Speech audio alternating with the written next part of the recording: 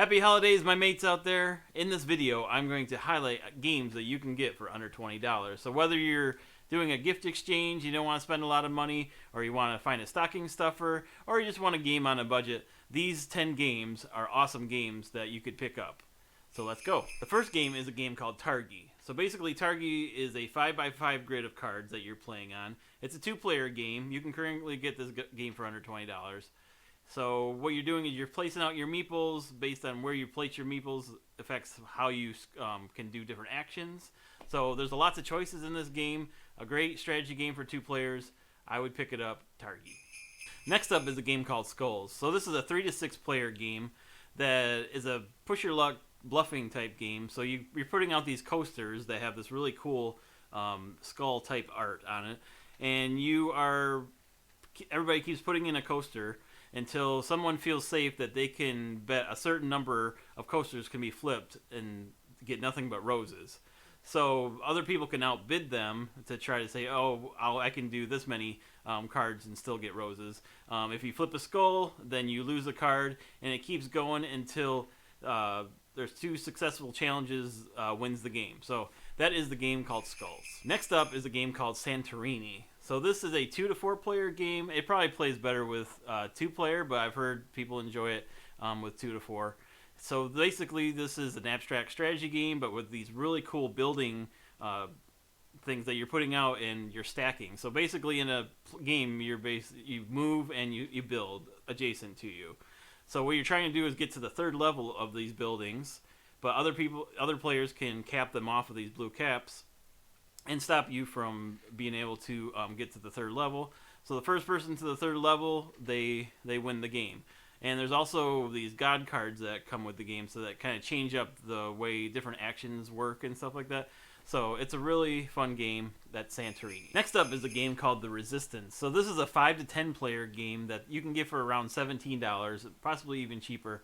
So it's a larger group game. You are either a resistance operative or you're an imperial spy.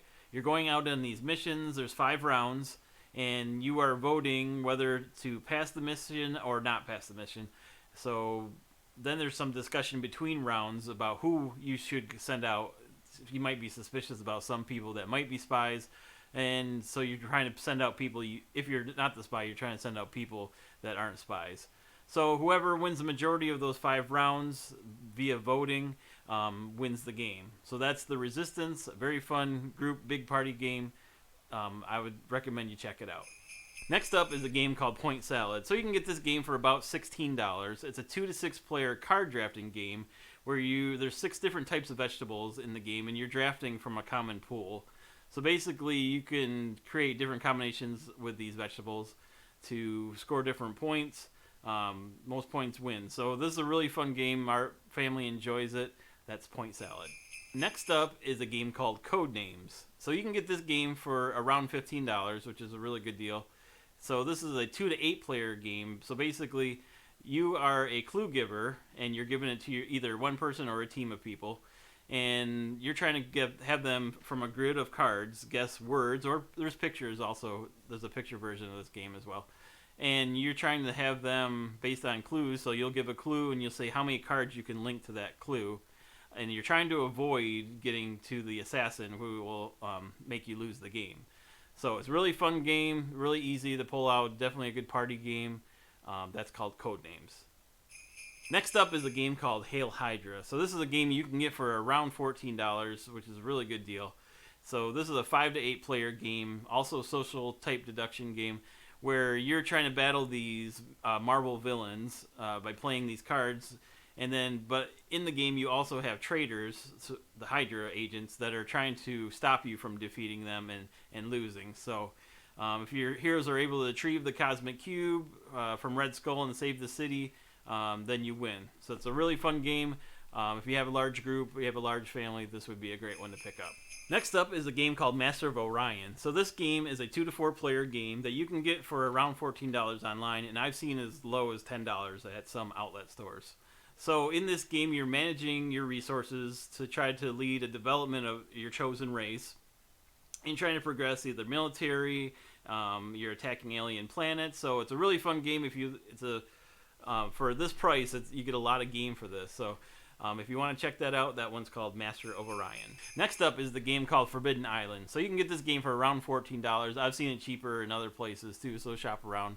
It's a 2 to 4 player game where you cooperatively try to find these different artifacts on this island before it sinks.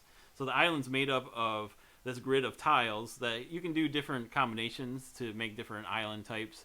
And you're trying to, like I said, get the artifacts before the island sinks. So it follows it's the same creator as Pandemic.